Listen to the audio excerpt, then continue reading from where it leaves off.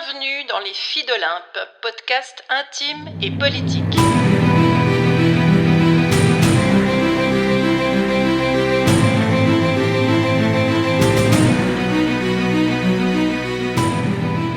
C'est reparti pour le défi J'envoie 2024. Chaque jour de janvier, un épisode et une contrainte narrative pour stimuler notre imagination, se lancer un pari et aiguiser votre acuité et peut-être votre fidélité.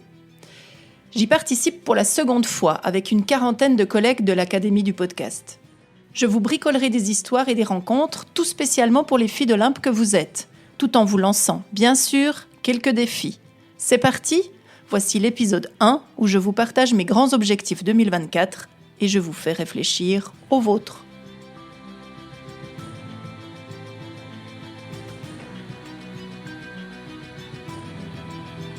Devenir une femme forte dans l'espace public, c'est d'abord et avant tout être vous, être nous, tout simplement. Et puis, c'est aussi plein d'autres choses. C'est affûter son discours, muscler son estime, assumer sa place, incarner ses valeurs, étendre son influence et décupler son impact. Pour toutes celles qui un jour ont été soupçonnées de péter plus haut que leur cul, ou d'avoir les yeux plus gros que le ventre, ou encore de se prendre pour le nombril du monde, et qui, oui, tout à fait, veulent absolument jouer les reines du pétrole, les divas et même parfois les drama queens. Vous êtes une fille d'Olympe, ce podcast est fait pour vous.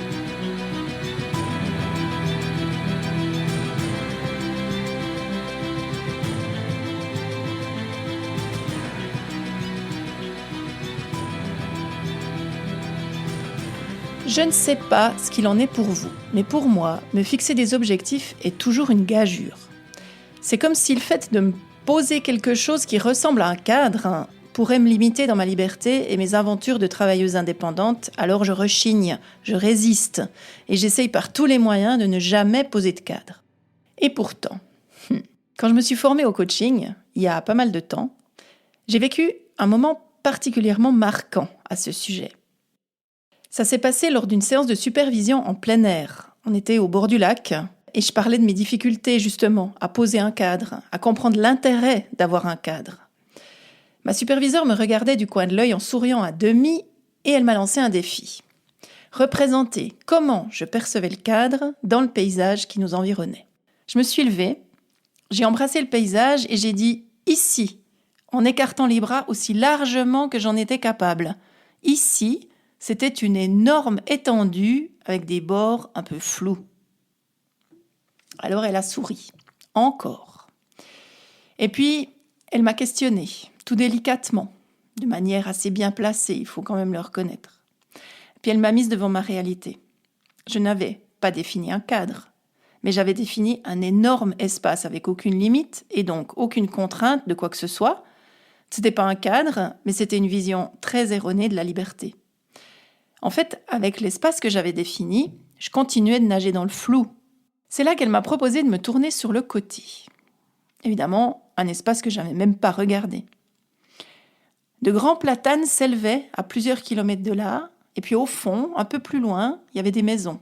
Et puis encore plus au fond, on voyait des montagnes. Et puis encore après, ou en dessus, on voyait le ciel, on voyait de l'espace. Il y avait même quelques oiseaux qui volaient au loin. Et je regardais cet espace, je regardais ce cadre dans lequel j'étais installée, et j'utilise le mot cadre de manière involontaire, mais en même temps complètement exactement. Parce que cet espace que j'étais en train de regarder, il était entouré d'arbres. Le fait d'être entouré d'arbres, il offrait une profondeur. Et cette profondeur était entourée de limites. Et c'est là que la pièce est tombée. Pour la première fois de ma vie, probablement, j'ai vu l'intérêt du cadre. Pas le cadre contraignant, mais le cadre créateur. Tout à coup, j'ai vu qu'à l'intérieur de ce cadre, il y avait des couches, des superpositions et de la profondeur. Et donc, ça me laissait totalement l'espace de déployer mon besoin de liberté, mon besoin de création, mon besoin d'inventer dans un espace donné. Et ça a tout changé pour moi. Ça a tout changé, j'ai appris quelque chose d'essentiel, et puis en même temps, je continue de prendre des chemins de traverse. Parce que faire la rebelle, ça durera toujours pour moi. Alors, me fixer des objectifs, je le fais pas en général. En général, je ne pousse pas d'objectifs au début d'une année et encore moins de résolutions, parce qu'alors ça, tout le monde sait à quel point on les abandonne aussi vite qu'on les a choisis. Mais cette année, en 2024, j'ai décidé de me fixer des objectifs parce que cette année, ça me paraît particulièrement important, notamment en lien avec les projets que j'ai envie de développer. L'an dernier, j'ai fait le ménage. J'ai dégagé du temps, j'ai dégagé de l'espace, j'ai dégagé de la place pour pouvoir créer du neuf. L'an dernier, ça faisait 10 ans que j'étais indépendante et c'est une année qui a été très en dents de scie, avec des moments extrêmement positifs, avec beaucoup d'enthousiasme, avec des découvertes intéressantes, puis en même temps, une entreprise qui ronronnait un peu, des engagements dans lesquels je me retrouvais plus totalement, un peu d'ennui aussi parfois. Et j'ai décidé qu'il fallait que je secoue le cocotier et que je remette en question un peu tout cet équilibre, tout ce confort, et que j'essaye d'aller dans quelque chose de nouveau, quelque chose qui me portait, quelque chose que j'avais vraiment envie de faire, et quelque chose qui, parfois, pouvait me mener aussi dans des zones d'insécurité. Et donc, pour pouvoir vivre tout ça dans les meilleures conditions, me poser un cadre m'a paru assez important. Cette année, je vais déployer les Filles d'Olympe dans un écosystème en 3 projets distincts au moins, 3 projets principaux, en tout cas, dont j'ai envie de vous parler. D'abord, il y aura ce podcast, qui, après janvier et ses 31 épisodes, parce que j'ai bien l'intention de relever mon défi jusqu'au bout, se poursuivra à raison de 2 épisodes par mois. C'est en tout cas l'objectif que je me suis posé à ce jour. Et puis, il y aura aussi le salon créatif, qui existe déjà depuis une année, où j'invite des femmes inspirantes pour nous permettre de nous raconter en miroir de leurs propres histoires. Le salon créatif, c'est un salon dans lequel on écrit, dans lequel on fait du collage, du dessin, parfois des créations 3D. Le salon créatif, ça dure 8 semaines. Et dans ces 8 semaines, on travaille aussi sur nos résonances autobiographiques, sur les liens transgénérationnels, parfois aussi. L'objectif, c'est de faire feu de tout bois pour renforcer notre créativité et en faire un levier pour déployer notre puissance intérieure. Et donc, notre puissance extérieure. Tout à fait l'objectif des Filles d'Olympe. Le prochain salon, il démarre le 30 janvier et j'aurai l'occasion de vous en reparler. Et puis, il y a la nouveauté 2024. Ça s'appelle Place publique, avec un point d'exclamation. Place publique, ce sera des modules de formation à la carte, en ligne, à suivre à son rythme autour d'un forum commun qui créera un groupe d'entraide solidaire. Il y aura des moments où nous allons pouvoir interagir ensemble et nous allons pouvoir partager notre évolution, même si chaque personne pourra suivre les programmes à son rythme. Place publique, c'est un modèle qui se veut souple et adapté à nos vies trépidantes, à nos porte-monnaies parfois un peu trop sollicités. C'est aussi pour cette raison-là que j'ai choisi de lancer ce qu'on appelle des petits produits, c'est-à-dire des petits programmes qui ne seront petits que par le nom et peut-être par le prix, mais qui auront un contenu tout à fait costaud et tout à fait solide autour des thématiques qui seront développées, qui seront déployées dans chacun de ces modules. L'idée, c'est que chaque personne puisse se saisir des sujets qui lui parlent sans devoir tout traverser. Parce qu'il y a des choses qui vont parler plus à certaines personnes qu'à d'autres. Et donc, tout ça va pouvoir fabriquer un groupe, une communauté de personnes intéressées à ces thématiques-là, sans avoir besoin de tout suivre, de tout faire et d'être engagé sur le long terme. J'ai choisi cette version-là aussi parce que je vois que moi, je ne suis pas engagée sur le long terme. J'ai besoin d'être stimulée, j'ai besoin d'être sollicitée, j'ai besoin d'être suivie aussi parfois. Mais les formats longs, c'est pas les formats qui me conviennent le mieux. Alors, je me suis dit que je pouvais essayer de proposer ça aussi à des personnes qui peut-être me ressembleraient un peu. Place publique, c'est un programme évolutif qui vise à soutenir la présence des femmes dans l'espace public en travaillant aussi bien sur les freins extérieurs, le fameux contexte dans lequel nous évoluons toutes, que les freins intérieurs qui nous jouent tellement de tours. Nous démarrerons avec un zoom sur un thème bien connu, mais qui reste absolument important, qui est celui du syndrome d'imposture. Le syndrome d'imposture, pour moi, c'est une grosse arnaque à déconstruire et à déboulonner une fois pour toutes.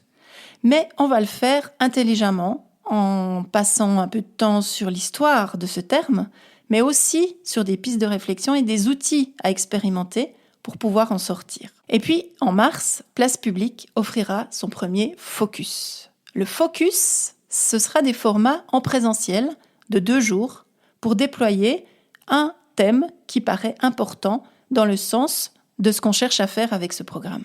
Le premier focus, il sera consacré à la prise de parole en public, mais avec une option un peu particulière, puisqu'on va y rajouter l'art oratoire africain qu'on appelle le Kassala. Ce sera donc 2 jours en présentiel où on déploiera sa parole, on affirmera sa présence et on construira son discours à travers cet outil extrêmement puissant qui est celui du Kassala, qui permet de se raconter en exagérant et en déclamant sa propre vie.